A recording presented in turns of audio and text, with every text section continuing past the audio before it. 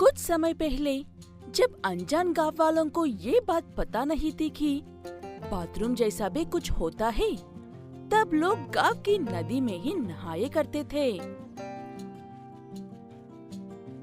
महिलाएं सुबह सूरज निकलने से पहले ही नहा लेती थी और पुरुष कभी भी डुबकी लगा लेते थे। गर्मियों में तो कोई दिक्कत नहीं होती थी, लेकिन बारिश और सर्दियों के मौसम में महिलाओं को बहुत दिक्कत होती थी। आप इस गांव के मुखिया हो, कुछ सोचो और कुछ तो करो। मुझसे इतनी ठंड में पानी नहाना नहीं होगा। मैं तालाब के आसपास कुछ दूरी पर कुछ पहरेदारों को रख देता हूँ। ऐसी वहाँ पर कोई भी नहीं आ पाएंगे और तुम्हें धूप में थोड़ा सा वक्त मिल जाएगा। सुरेखा को अपने पति सुंदरलाल की ये बात अच्छी लगती है और वो जाकर बाकी की महिलाओं को भी ये बात बता देती है। सब इस बात से खुश होते हैं और कुछ दिनों तक सब अच्छे से चलते हैं। फिर कुछ दिनों बाद सुंदरलाल का भाई दलिया शहर से आता है। दलिया एक नंबर का बेवकूफ है। उसे किसी बात की ना अकल है ना समझ है। इसलिए जब उसे ये बात पता चलती है तब तालाब की ओर चल पड़ता है, लेकिन रास्ते पर उसे पहरेदार रोक लेते हैं। ठहर जाओ दालिया, तुम इस वक्त तालाब के आसपास भी नहीं जा सकते हो। 1 घंटे बाद आ जाना, तब कहीं पर भी जा सकते हो। 1 घंटे बाद जाना हो तो अब क्यों आता रे? हट जा मेरे रास्ते से। मैं इस गांव के मुखिया का भाई हूँ। अगर खुद मुखिया भी इस वक्त आकर यहाँ से 1 कदम और आगे जाने की बात करेंगे तो मैं उन्हें भी धक्के मार के भगा दूंगा यहाँ से। तुम तो सिर्फ भाई हो, इसीलिए चुपचाप चले जाओ यहाँ से।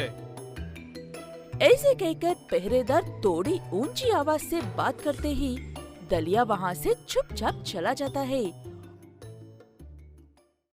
और सीधे अपने भाई के पास जाकर पहरेदार के बारे में गलत बातें बताता है। तब सुंदरलाल अपने भाई से पहरेदार को वहाँ से आगे गुजरने वालों को रोकने के लिए कुछ भी कहने का और करने का पूरा हक है। उसने मेरे या तुम्हारे बारे में ऐसी गलत बातें अगर की भी हो तो उसके पीछे कोई वजह होगी। तुम फिर कभी पहरा देते वक्त उसके आसपास मत जाना। ऐसे कहते हुए सुंदरलाल अपने भाई को ही समझाता है, लेकिन दलिया सुनकर सुधारने वाले में से बिल्कुल भी नहीं था। इसलिए अगले दिन दलिया गांव में एक और अपने ही जैसे को पकड़कर पहरेदार को उसकी बातों में व्यस्त रखने को कहता है।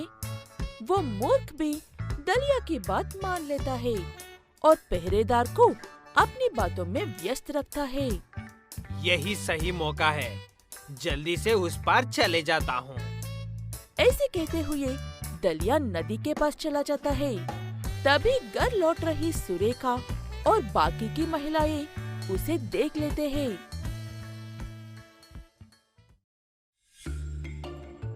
दलिया, तुम यहाँ पर क्या कर रहे हो? तुम्हें पहरेदार ने रोका नहीं था क्या?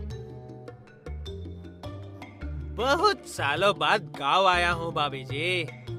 गांव की खूबसूरती देखने के लिए चला आया हूँ। लेकिन आप सब तो वापस जा रहे हो। बदतमीज, शर्म नहीं आती तुम्हें? कैसी बातें कर रहे हो, वो भी अपनी भाभी के सामने? हम बेशर्म लोग हैं जी। आप सब भी हमारी तरफ आ जाओ तो आनंद आ जाएगा। दलिया उन सब से ऐसे बदतमीजी कर ही रहा था कि वो पहरेदार उस गांव वाले की अच्छी पिटाई करके उसे तालाब के पास खींच कर आता है और सुरेखा और बाकी महिलाओं से माफी मांगता है। ठीक से पहरा ना दे पाने की वजह से। तुम माफी मांगकर हमें शर्मिंदा मत करो। हम सबकी किस्मत अच्छी है जो तुम हम सबकी रक्षा करते हो। तुम एक बहुत ही अच्छे पहरेदार हो और एक अच्छे पहरेदार की तरह इसे भी सबक सिखाओ। उसके बाद पहरेदार डलिया की भी खूब पिटाई करता है और सारे गांव में ये बात बताता है ताकि आगे से फिर कोई ऐसी हरकत करने की सोचे भी नहीं। तब से गांव की महिलाएं और भी सुरक्षित महसूस करते हैं। मुखिया बाई हो या खुद मुखिया या कोई भी गांव वाला, सबके लिए एक ही सजा है। लालपुर गांव में जानकी नाम की एक गरीब माँ रहती थी। जानकी की 3 बच्चे हैं। उसके पति रोड एक्सीडेंट में मरे गए थे, इसीलिए तब से जानकी अकेले ही अपने 3 बच्चों को संभाल रही है।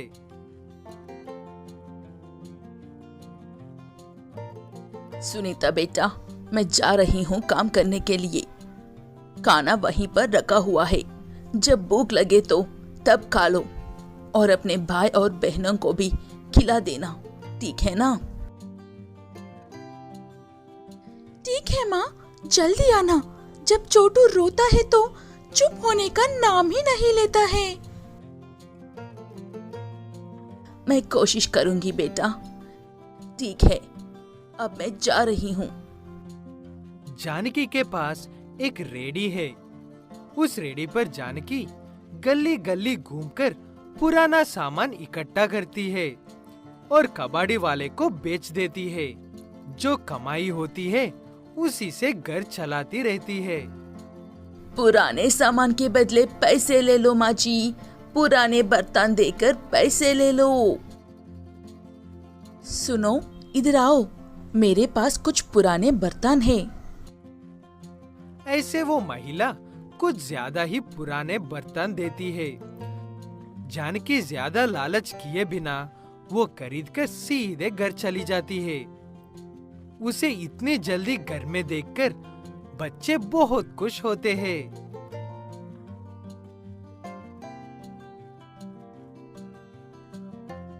माँ, आप तो सच में बहुत जल्दी आ गई।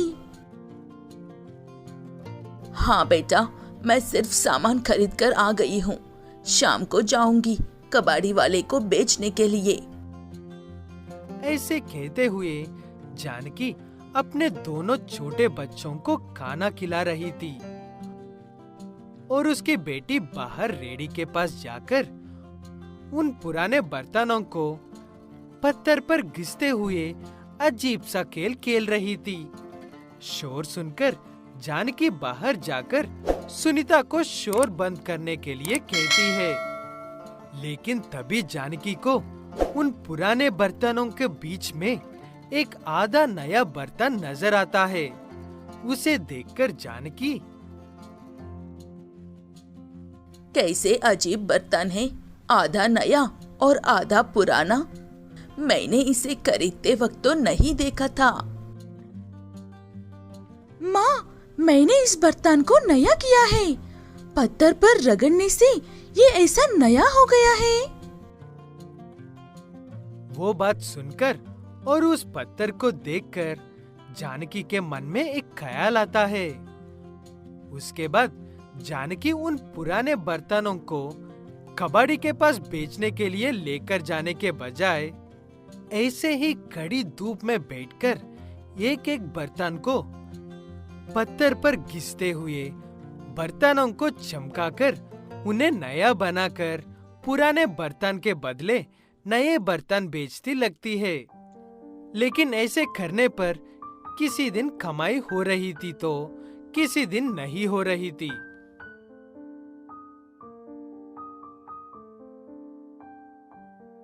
माँ, आप क्यों नहीं खा रही हो?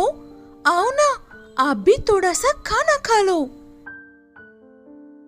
नहीं बेटा, आज बिल्कुल भी कमाई नहीं हुई है। इतना सा ही खाना है, तुम खा लो। जिस दिन कमाई नहीं होती है उस दिन जानकी घर की परिस्थिति यही होती है। जानकी को वो कबाड़ी वाला मिलता है जिसके पास वो पहले पुराने बर्तन के बदले पैसे लेती है। जानकी, सुना है कि तुम पुराने बर्तन को बड़ी मेहनत से नई में बदलकर बेच रही हो। सच में मैं तुम्हारे इस काम की कदर करता हूँ, लेकिन खरीदने वाले नहीं करते हैं। उन्हें पता है क्या नया और क्या पुराना, इसीलिए शहर से कुछ नए बर्तन खरीदकर ऐसे ही व्यापार करके देखो। ऐसे कहते हुए वो कबाड़ी की दुकान वाला वहां से चला जाता है। जानकी भी थोड़े से पैसे इकट्ठा करके शहर से कुछ नए बर्तन खरीदकर वैसे ही व्यापार करती है और हर रोज उसकी थोड़ी बहुत कमाई होने लगी थी।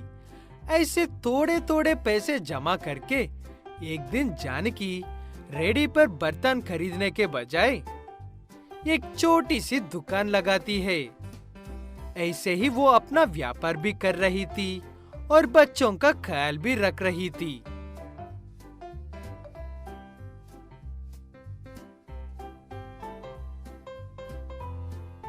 शुक्रिया भैया जी, ये सब आपके ही सुझाव की वजह से मुमकिन हुआ है। ऐसा कुछ नहीं है, सबको खुशी रहने का हक है।